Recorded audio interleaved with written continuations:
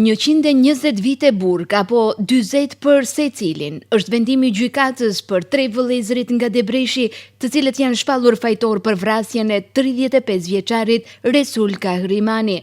Avokati i familjes, Fisnik Javkupi, theksoi se ky është dënimi maksimal që parashikojnë ligjet e vendit dhe ndryshe quhet dënim i përjetshëm. U shpall dënimi me 120 vjet apo të treve nga 40 vjet.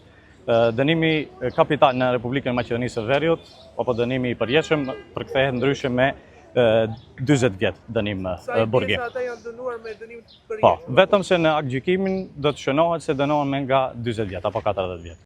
Ndonë se ky është dënimi maksimal që mund të jepet, nëna e Resul Kahrimanit nuk është e kënaqur. Ajo I do prapa grilave edhe bashkautor të tjerë që pretendon të jenë të përfshirë në krim. Me vendimin hiç, as pak. As unë gjakin e djalit nuk e fali, e në gjakin e djalit nuk do të harroj. Merë po gjykata ka vënou, ato mendojnë se unë rejnë në heshtje e në nuk të gërkoj. Gjakin e djalit do të gërkoj, drejtësejën e djalit do të gërkoj, lezbardhet rasti për qish arsye e nuk I marrin personat që kanë marrë pjesë në grupë, kanë qonë ato I panë CD-at, shumë mëjri kanë pa CD-at, qeret I panë shumë mëjri panë që janë vozit. Ato qeret nuk janë vozit vetë, kanë pas persona se nuk kanë qonë robota. E në ndërkohë që familja ishte në gjykat duke pritur vendimin e drejtësisë për vrasjen e Resulit në Arafat, atje ku sot besimtarët plotsojnë shtyllën kryesore të haxhit, personi autorizuar nga familja po kryen kushtin e 5 të fesë islame, duke I adhuruar Resulit të ndjer epitetin haxhi.